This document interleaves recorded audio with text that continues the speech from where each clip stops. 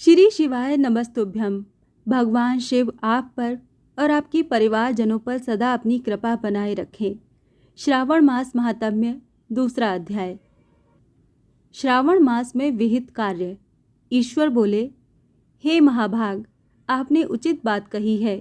हे ब्रह्मपुत्र, आप विनम्र, गुणी, श्रद्धालु तथा भक्ति संपन्न श्रोता हैं। हे अनग, आपने श्रावण मास के विषय में विनम्रता पूर्वक जो पूछा है उसे तथा जो नहीं भी पूछा है वो सब अत्यंत हर्ष तथा प्रेम के साथ मैं आपको बताऊंगा। द्वेष ना करने वाला सबका प्रिय होता है और आप उसी प्रकार के विनम्र हैं, क्योंकि मैंने आपके अभिमानी पिता ब्रह्मा का 5वां मस्तक काट दिया था, तो भी आप उस द्वेष भाव का त्याग कर मेरी शरण को प्राप्त हुए हैं। अतः हे तात, मैं आपको सब कुछ बताऊंगा, आप एकाग्रचित होकर सुनिए। हे योगिन, मनुष्य को चाहिए कि श्रावण मास में नियम पूर्वक व्रत करे और पूरे महीने भर प्रतिदिन रुद्राभिषेक करे। अपनी प्रत्येक प्रिय वस्तु का इस मास में त्याग कर देना चाहिए। पुष्पों, फलों, दांतों, तुलसी की मंजरी तथा तुलसी दलों और बिल्व पत्रों से शिवजी की लक्ष्य पूजा करनी चाहिए। 1 करोड़ शिवलिंग बनाने चाहिए और ब्राह्मणों को भोजन कराना चाहिए। महीने भर धारण पारण व्रत अथवा उपवास करना चाहिए। इस मास में मेरे लिए अत्यंत प्रीतिकर पंचामृताभिषेक करना चाहिए। इस मास में जो जो शुभ कर्म किए जाते हैं वो अनंत फल देने वाले होते हैं। हे मुने, इस माह में भूमि पर सोएं, ब्रह्मचारी रहें और सत्य वचन बोलें। इस मास को बिना व्रत के कभी व्यतीत नहीं करना चाहिए। फलाहार अथवा हविष्यान ग्रहण करना चाहिए। पत्ते पर भोजन करना चाहिए। व्रत करने वाले को चाहिए कि इस मास में शाक का पूर्ण रूप से परित्याग कर दे। हे मुनि श्रेष्ठ, इस मास में भक्ति युक्त होकर मनुष्य को किसी न किसी व्रत को अवश्य करना चाहिए। सदाचार परायण, भूमि पर शयन करने वाला, प्रातः स्नान करने वाला और जितेंद्रिय होकर मनुष्य को एकाग्र किए गए मन से प्रतिदिन मेरी पूजा करनी चाहिए। इस मास में किया गया पुरस्चरण निश्चित रूप से मंत्रों की सिद्धि करने वाला होता है। इस मास में शिव के षडाक्षर मंत्र का जप अथवा गायत्री मंत्र का जप करना चाहिए और शिवजी की प्रदक्षिणा, नमस्कार तथा वेद पारायण करना चाहिए। पुरुष सूक्त का पाठ अधिक फल देने वाला होता है। इस मास में किया गया ग्रह यज्ञ, कोटि होम, लक्ष्य होम तथा अयुत होम शीघ्र ही फलीभूत होता है और अभीष्ट फल प्रदान करता है। जो मनुष्य इस मास में एक भी दिन व्रतहीन व्यतीत करता है वो महाप्रलय पर्यंत घोर नरक में वास करता है। ये मास मुझे जितना प्रिय है उतना कोई अन्य मास प्रिय नहीं है। ये मास सकाम व्यक्ति को अभीष्ट फल देने वाला तथा निष्काम व्यक्ति को मोक्ष प्रदान करने वाला है। हे सत्तम, इस मास के जो व्रत तथा धर्म हैं उन्हें मुझसे सुनिए। रविवार को सूर्य व्रत तथा सोमवार को मेरी पूजा व नक्त भोजन करना चाहिए।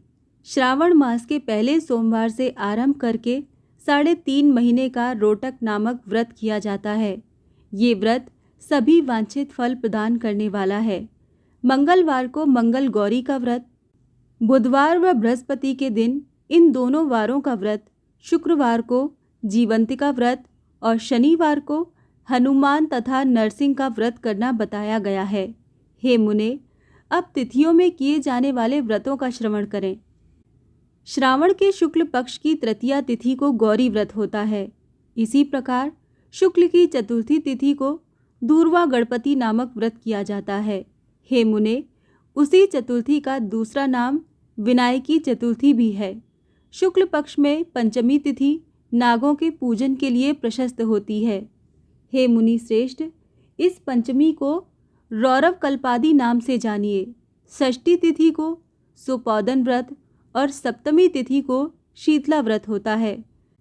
अष्टमी अथवा चतुर्दशी तिथि को देवी का पवित्रारोपण व्रत होता है। इस माह के शुक्ल तथा कृष्ण पक्ष की दोनों नवमी तिथियों को नक्त व्रत करना बताया गया है। शुक्ल पक्ष की 10वीं तिथि को आशा नामक व्रत होता है। इस मास में दोनों पक्षों में कोई एकादशी तिथियों को इस व्रत की कुछ और विशेषता मानी गई है। श्रावण मास के शुक्ल पक्ष की द्वादशी तिथि को श्री विष्णु का पवित्रारोपण व्रत बताया गया है।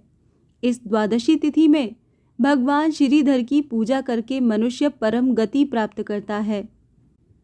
उत्सर्जन, उपाकर्म, सभादीप, सभा में उपाकर्म, इसके बाद रक्षाबंधन, पुनः श्रवणाकर्म, सर्प बलि और हयग्रीव का अवतार, ये 7 कर्म पूर्णमासी तिथि को करने हेतु बताए गए हैं। श्रावण मास के कृष्ण पक्ष में चतुर्थी तिथि को संकट चतुर्थी व्रत कहा गया है और श्रावण मास के कृष्ण पक्ष की पंचमी तिथि के दिन मानव कल्पादि नामक व्रत को जानना चाहिए। हे द्विजोत्तम, कृष्ण पक्ष की अष्टमी तिथि को श्री कृष्ण का पूर्णावतार हुआ। इस दिन उनका अवतार हुआ, अतः महान उत्सव के साथ इस दिन व्रत करना चाहिए। हे मुनि श्रेष्ठ, इस अष्टमी को मनवादी तिथि जानना चाहिए। श्रावण मास की अमावस्या तिथि को पिठोरा व्रत कहा जाता है। इस तिथि में कुशों का ग्रहण और वृषभों का पूजन किया जाता है। इस मास में शुक्ल पक्ष की प्रतिपदा तिथि से लेकर सब तिथियों के पृथक पृथक देवता हैं। प्रतिपदा तिथि के देवता अग्नि, द्वितीय तिथि के देवता ब्रह्मा, तृतीय तिथि की गौरी और चतुर्थी के देवता गणपति हैं। पंचमी के देवता नाग हैं और षष्ठी तिथि के देवता कार्तिकेय हैं। सप्तमी के देवता सूर्य और अष्टमी के देवता शिव हैं। नवमी की देवी दुर्गा, दशमी के देवता यम और एकादशी तिथि के देवता विश्वदेव कहे गए हैं। द्वादशी के विष्णु तथा त्रयोदशी के देवता कामदेव हैं। चतुर्दशी के देवता शिव, पूर्णिमा के देवता चंद्रमा और अमावस्या के देवता पितर हैं। ये सब तिथियों के देवता कहे गए हैं। जिस देवता की जो तिथि हो, उस देवता की उसी तिथि में पूजा करनी चाहिए। प्राय इसी मास में अगस्त्य का उदय होता है। हे मुने, मैं उस काल को बता रहा हूँ, आप एकाग्र चित्त होकर सुनिए। सूर्य के सिंह राशि में प्रवेश करने के दिन से जब 12 घड़ी व्यतीत हो जाती है, तब अगस्त्य का उदय होता है। उसके 7 दिन पहले से अगस्त्य को अर्घ्य प्रदान करना चाहिए। 12 मासों में सूर्य पृथक पृथक नामों से जाने जाते हैं। उनमें से श्रावण मास में सूर्य गवस्ती नाम वाला होकर तपता है।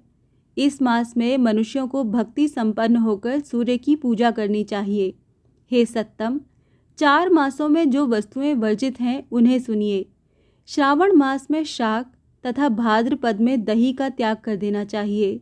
इसी प्रकार आश्विन में दूध तथा कार्तिक में दाल का परित्याग कर देना चाहिए। यदि इन मासों में इन वस्तुओं का त्याग नहीं कर सके तो केवल श्रावण मास में ही उक्त वस्तुओं का त्याग करने से मानव उसी फल को प्राप्त कर लेता है। हे मानद, ये बात मैंने आपसे संक्षेप में कही है। हे मुनि श्रेष्ठ, इस मास के व्रतों और धर्मों के विस्तार को सैकड़ों वर्षों में भी कोई नहीं कह सकता। मेरी अथवा विष्णु की प्रसन्नता के लिए संपूर्ण रूप से व्रत करने चाहिए। परमार्थ की दृष्टि से हम दोनों में भेद नहीं है। जो लोग भेद करते हैं वो नरकगामी होते हैं। अतः हे सनत कुमार, आप श्रावण मास में धर्म का आचरण कीजिए। इस प्रकार ईश्वर सनत कुमार संवाद के अंतर्गत श्रावण व्रतोदेश कथन नामक दूसरा अध्याय पूर्ण हुआ। श्री शिवाय नमस्तुभ्यम।